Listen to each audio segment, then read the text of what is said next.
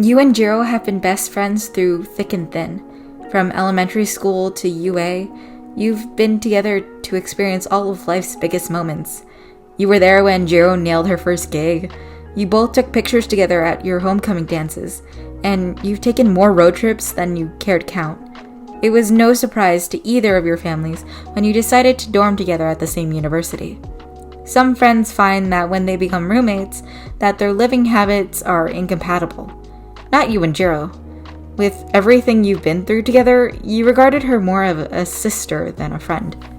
Jiro trusted you with all of her insecurities, and you trusted her with all of your secret thoughts. You knew that soulmates existed, but you never would have thought you would be lucky enough to officially find an additional best friend soulmate. You would often joke with her about it. What if we were actually secretly have the same tattoo and we never knew? You'd both laugh, knowing how ridiculous that would be. Soulmate tattoos only developed after you first interacted with your soulmate. And seeing as you and Jiro have known each other for most of your lives, you both knew that the joke held no weight. However, this did mean that the both of you had a very real chance of never meeting your soulmates, or seeing your tattoos develop. It was a sad thought, but a reality that many people face. But you both were still young and in college, and you were hopeful that you had plenty of time. And even if you never find your one true soulmate, you knew you at least had one friend like Jiro who you could live your life with. There was no one else in the world you'd rather spend time with. And you knew if and when your actual soulmate came along, they'd have to learn to share. Truthfully, you were more in love with the idea of soulmates than Jiro, and you tended to hold what people would call hopelessly romantic fantasies. Jiro considered herself more of a realist and didn't mind the idea of finding love that wasn't divinely ordained. It was a growing practice to date without tattoos, and over time, the importance of them seemed to lose its touch. Still, you figured it wouldn't hurt to give your prospective soulmate some time before you gave up on it. The universe, however, was always a lover of irony. Just your luck that Jiro was the one looking to date, but you were always the one getting hit on. You knew it frustrated her, though she would never say. You knew, and while you did your best to hide it, you couldn't help but feel excited at each opportunity a tattoo might develop, only to feel disappointed when it never showed. You were both luckless in love, but you were luckless together, and that made it a little better. That was until Jiro met some guy majoring in computer science named Denki Kaminari. You'll never forget her face when she got home that night. She was all grins, and you couldn't help but tease her about it. You were excited for her. You truly were. She had sat across from you on your bed. Well, she told you all about how they had sat next to each other in math class. You watched her lips twitch as she describes how he'd cracked jokes at her throughout the class, while she struggled to stifle laughs. Finally, she told you that they were going to hang out the following night, and you screamed while giggling as if you were little kids again. You helped Jiro pick out the right outfit, sitting on your bed while she tried on clothes for you. You helped straighten her hair while she carefully drew a thin line of eyeliner. And then, like a parent sending their daughter off, you waved out the door in your sweatpants and slippers. Eventually, one hangout turned into many, and Jiro confessed to you that they had become rather good friends. You remember feeling a little disappointed. Only friends? You had asked her a while she nodded her head, but she assured you that she was happy about just being friends with Kaminari, and with a warm smile, you believed her. After a month, stories of the mysterious Denki Kaminari were no longer satisfying. Jiro! You practically pounced on her when she came back from her music theory class. Take me to lunch with you! I want to meet your friend! Jiro looked at you, and though her eyebrows furrowed slightly, she could find no excuse not to agree. Playing with her earlobe, she nodded her head. Sure. I'm leaving now, though I just came to drop my bag off. Are you sure you're ready? Hopping away from her, you scrambled to throw on your shoes and fix your hair. Yeah, I'm ready. You reassured her, grabbing your keys and your phone. Looping your elbow with hers, you grinned. I can't wait to meet your friend. You talk about him so much. Jiro nodded, walking with you across the campus to the cafeteria she agreed to meet him at. As you walked, you asked her about how her class was. You let her speak, even though you had no idea what sort of musical thing she was talking about. Finally reaching the cafeteria, you followed Jiro in and scanned the tables, trying to pick out Kaminari based on the description Jiro had rehearsed to you all those times. There, you heard Jiro say before she stepped past you. You followed her quickly, peeking around her back to finally see with your own eyes who this famous friend was. Your eyes caught his hair first. It was a golden yellow, a bright color that fit a wide grin on his face. Reaching the table, you couldn't help but inhale sharply.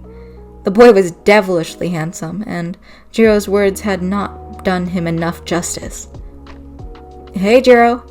Kaminari drew out his greeting, standing up to give her a sideways hug. You couldn't help but chuckle as she got embarrassed and shoved him off. You could tell that in the time they'd known each other, that they've gotten close. Who's this? Kaminari was the one to bring you up, and you gasped. Oh, right, sorry, you apologized, smiling. I'm Listener, Jiro's friend. Sorry for intruding on your lunch. I hope you don't mind. You stuck out your hand to shake his, and when your skin touched, you swear the hairs on the back of your neck stood up. He held onto your hand a little longer before letting go, his smile meeting your eyes. Not at all, he said warmly. Especially not someone as cute as you. Jiro, you should bring your friends along more often. You laughed, a little bashful, before taking your seat. Jiro only rolled her eyes, choosing to sit across from you next to Kaminari. So you can hit on all of them? Yeah, gross. Stay away. Jiro spoke, causing both you and Kaminari to laugh. Ouch. Didn't know you were so protective of them. Kaminari feigned hurt. I'm not that bad, am I? His eyes were teasing. Jiro smirking slightly. Oh, you're the worst. Before you could feel too awkward and left out, Kaminari turned back to you. So, Listener, what's your major? You told him and continued the conversation, with a few questions of your own.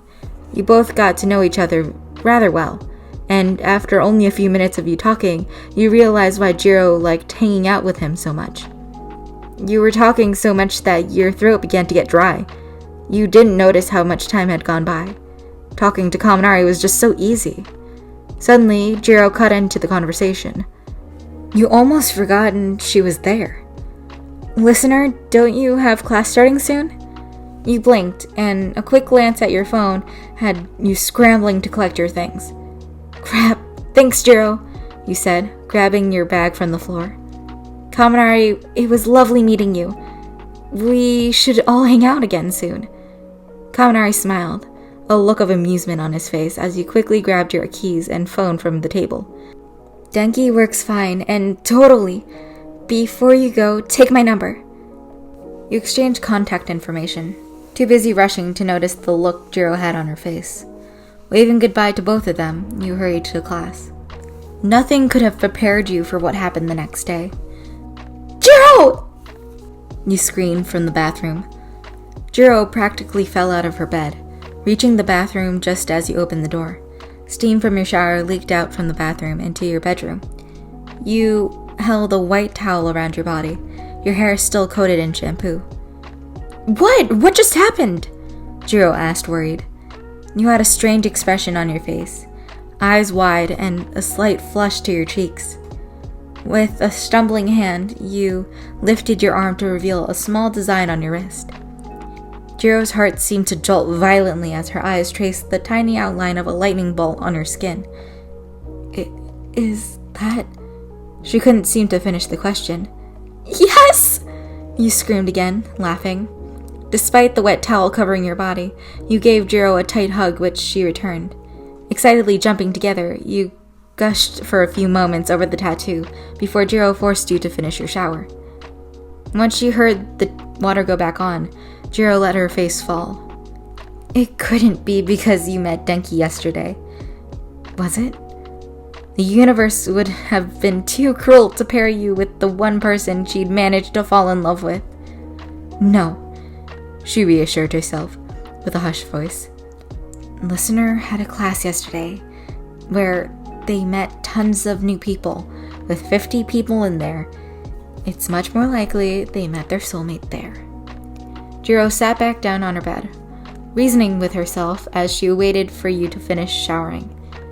She rehearsed that same line over and over in her head so that she could tell you when you got out again. You met them in class. You met them in your class. That night, Jiro was getting ready to leave. You watched her as she threw on a hoodie and slid on Converse she had converted into slip-ons.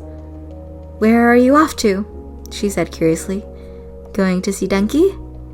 Jiro didn't miss the way that your voice raised with interest at his name. With her back to you, you didn't see the way she rolled her eyes. No, she said casually. Just going to the music practice room again. She peeked back to see you nod your head and re-immerse yourself into the Netflix show playing on your laptop. Realizing a small, relieved sigh, Jiro left before you could ask any more questions. It wasn't like she was lying to you, but she couldn't help but feel irritated about how chummy you and Denki have gotten recently. The fact that you had developed a soulmate tattoo didn't help either. Besides, he had texted her specifically to come over, not you. She was excited for some alone time with him. Walking down the familiar path to his dorm building, Jiro let the cool air calm her worries. Trying to reassure herself, she made her way up to Denki's room and knocked on the door. She barely finished before the door swinged open and pulled her in. Denki? What? Jiro cried, startled. Thank goodness you're finally here, Jiro. You walk like a grandma, Kaminari said jokingly as he closed the door. Jiro snorted, her heart warming. Right now, it felt like it did before she introduced you to Denki.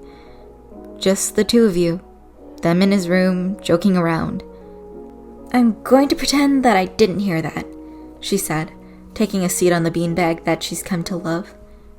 So, what's with the urgent texting? She prodded, a teasing smile formed on her face.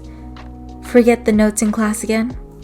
Kaminari scoffed, crossing his arms with a smile. No, he said. That was one time. Okay, maybe two. But no, I texted you because of this. Jiro felt her heart shatter before Denki even rolled up his sleeve all the way. No way. There was no way. But the ink didn't lie. There, on his wrist, was the same small lightning bolt that Jiro had seen that afternoon on her skin. Jiro swallowed the heartbreak in her throat, keeping a calm face. You got a soulmate tattoo? She asked softly. Denki nodded his head enthusiastically. Can't you believe it? These things are like super rare now. I swear, I thought I was gonna go my whole life without ever meeting my soulmate. But just look!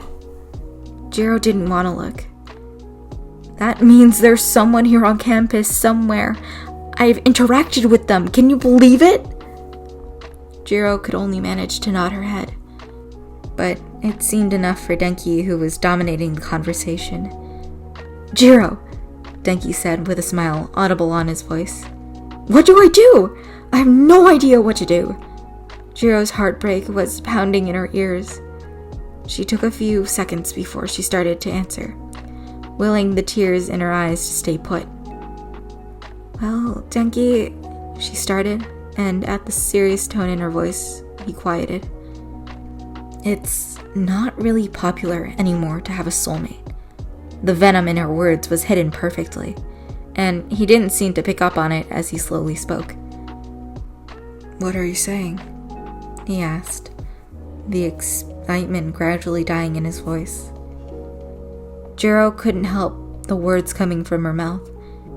It's out of fashion, Denki.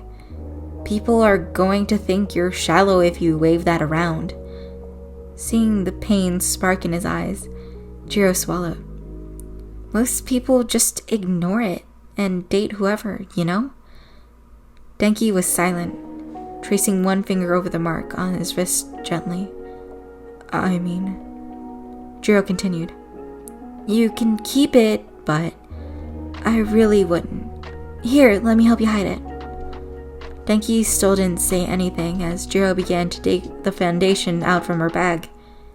Bringing her chair closer to Denki's, Jiro gingerly grabbing his hand and began to blot away the small tattoo. The concealer was slightly off color, but it was enough to do the trick. Satisfied with her work, she tried to calm the pounding of her heart. See? She spoke, breaking the silence. Just like normal. Yeah, Denki mumbled finally. Jiro didn't like seeing him this dejected, but he knew that it had to be done.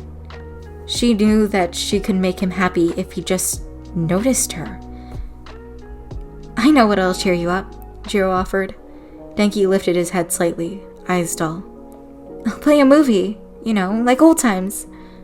Getting no yes or no from Denki, Jiro put on a movie while he sat on the couch. Turning off the lights, Jiro grabbed a blanket and plopped down next to him. As the movie played, she noticed how he kept glancing down at the covered tattoo on his wrist. With a dash of annoyance, Jiro curled up closer to him. He'll forget about it, she knew. He'll have her, and he'll forget all about you before he ever got the chance to know you. After that day, Jiro tried to keep you from Denki as best she could. She was the only one who knew about both your tattoos, so as long as neither of you found out, she could be able to get away with it. She'd ask you about different classmates to throw you off. Did he have a mark? No. Maybe it was the other classmate then. And for a while, it seemed to work. On the surface. No doubt you were becoming exasperated about finding your soulmate. You retraced your steps many times, but still, you couldn't find them. As for Denki, Jiro could tell that he was still thinking about his mark. He tried to be present whenever they hung out, but his mind always seemed to drift. The worst part was when you asked about one of... When will I see Denki again? Is Listener gonna be there? Gosh, it was so insufferable! You only met one time, and it's like you're already in love. Having enough of it, Jiro devised a plan. While you were at class, she walked to your desk and borrowed one of your black Sharpies. Carefully, with a thin tip, Jiro traced out the delicate shape of the lightning bolt on her wrist. You flaunted it around enough where she had pretty much got a good mental image of it. Satisfied with her work, Jiro kept the pen and rubbed at it to make sure it was set in place. Reaching for her phone, Jiro texted Denki. We need to talk. I'll be over in 5 minutes. She was already halfway to his place when he finally replied with the simple, okay. Knocking on his door, Jiro invited herself in the instant it opened. Are you okay? Denki asked, concerned. Jiro said nothing, only walking to the center of the room before turning to face him. Denki, she said, taking a deep breath. I'm sorry I didn't reveal it sooner, but I was worried about ruining our friendship. Silently, she raised her wrist to reveal the forged tattoo. Denki watched, eyes widening as the landed on the small lightning bolt. He went to speak, but Jiro quickly cut him off. I know I told you to cover yours up, but honestly, I was dumb. I was scared, but I'm not scared anymore, and I'm ready to be with you. We're soulmates, Denki. Jiro smiled nervously. We're meant to be together. Denki was speechless, rubbing at the back of his neck sheepishly. Oh, wow, Jiro, he said finally, an awkward chuckle falling from his lips. I don't know what to say. Jiro felt her nerves rack through her. You don't have to say anything. We can just continue like we were. We were practically dating anyways. At this, Denki seemed to jump, startled. Jiro's mouth went dry. Whoa. Denki defended himself quickly, waving his hands in front of him. We weren't dating before. Besides, Jiro, I'm flattered, but I already have a date with Listener in a bit. Jiro stopped breathing for a moment. What? Jiro had forgotten that you both exchanged numbers. And did that mean you both started to hang out without her? Wait, no. He didn't know about the tattoo. There was no way. Can't you cancel it, Denki? Look at my wrist. Denki sighed, a nervous smile falling on his face. Jiro, look. Weren't you the one who said that soulmates didn't mean anything anymore? Well, maybe you're right. The truth is, you're a good friend, but soulmate or not, we just don't have chemistry like that. I'm sorry. Please don't make this worse than it has to be. Jiro couldn't move. Her brain seemed to stop firing completely at his words. After a moment of waiting for the response, Denki sighed. I'm sorry, but, I actually have to go meet Listener, so... He checked his watch. I don't want to rush you, so just lock the door before you leave. Text me later. We can talk more if you need. And then, just like that, he was gone through the door. Jiro's hands fell limp at her sides, staring where Denki once stood. She felt her knees buckle before she hit the ground, a silent sob rippling through her. Angrily, she scrubbed raw at her wrist, only barely smudging the ink. Her phone buzzed tauntingly, your name lighting up the screen like salt to the wound. Vision blurred with tears, she blocked your call. Oh man, Jiro! You hissed under your breath at the sound of her voicemail, pulling the phone from your ear, your legs slanging gently off the bench. Right now, you could have used a word or two of encouragement from your friend. Sure, you hadn't told her about the date yet, but were you really at fault? Jiro had grown oddly distant recently, and you barely had a chance to speak with her these days. She was always running off to the practice room, though you had a feeling she may have been lying a few times about it. At first, she'd been happy to help find your soulmate, helping you pick out which guy to investigate. But once you ran out of classmates, she seemed to abandon the search altogether. You could only think of one other person, the boy who you were currently waiting to meet on the campus bench. You and Denki had been texting ever since you exchanged numbers, though this was going to be the first time you saw each other since your first meeting. It seemed rude to hang out together without Jiro, but by now your curiosity had come over your sensitivity. All you had to do was look at his wrist. You just had to know. Listener? You heard a voice call your name, and you looked up to see none other than Denki Kaminari walking towards you. He seemed a little on edge, but one flash of your smile, and he seemed to relax completely. Denki, hey! Good to see you again, you chirped, standing up to give him a hug. Though this was technically only your second meeting, you felt as though you practically knew him already from all the late-night conversations. His arms hung around you for a little longer than ordinary hug would have lasted, but you liked the way it felt nonetheless.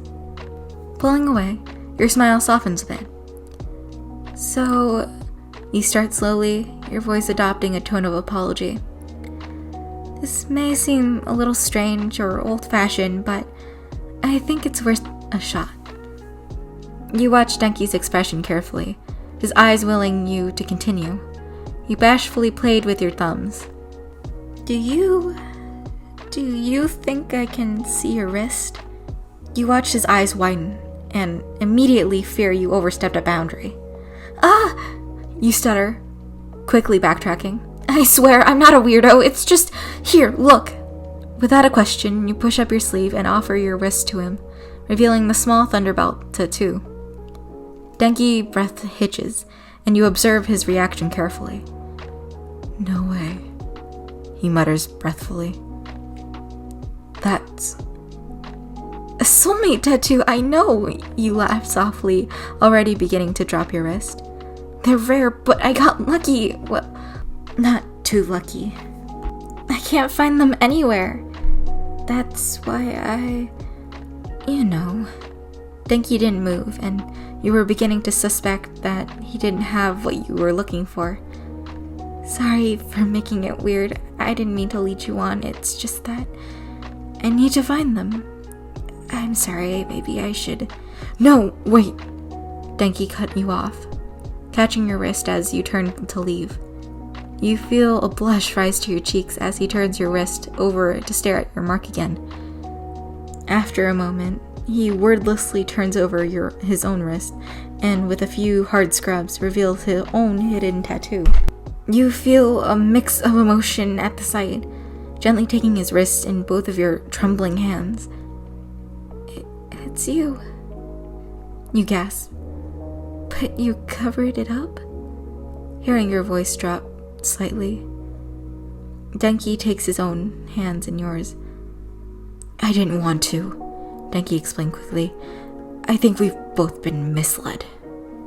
You paused a moment before realization dawned on you. Do you mean that Jiro? Denki nodded, taking you into another tight hug. Face pressed into his chest, you allowed yourself to be washed over by his warmth. He smelled like lemongrass and lavender, and the feeling of his lips pressing against your hair filled you with an indescribable tenderness. That doesn't matter right now, he said, a choked laugh sounding from his chest. I found you, listener. I found you. Wow, this was a long video. This is long, but I think it's all well deserved because we hit 1K yesterday, and I cannot tell you the indescribable feeling. Like, my friend texted me and they were like, you hit it 1K. I'm like, no way I did. And I check and I'm like, whoa, I did. I had to give it a day for it to like set in with me that I actually hit 1K. It still feels so mind-boggling that 1,000 people were like, yeah, I like your content, I'm gonna subscribe. I'm like, thank you so much. And now that we're at 1,000 subscribers, I'm allowed to do a lot more stuff, like live streams and like community posts, which are going to be very handy since I don't have to post everything on my Instagram anymore. But I still suggest you follow my Instagram too. But I'll be using community posts, but it only activates after like a week after you hit 1K. So yeah, to celebrate 1K, I did an extra long video today, and also you have a choice between two things. We do a live stream, or I do like a marathon of videos for the week, like a video every single day for a week. And they'll probably be longer ones, and I will take recommendations for those videos. But for the live stream, I'll be like playing Minecraft or drawing, but we'll decide on that later. And I'll be answering questions from all of you guys.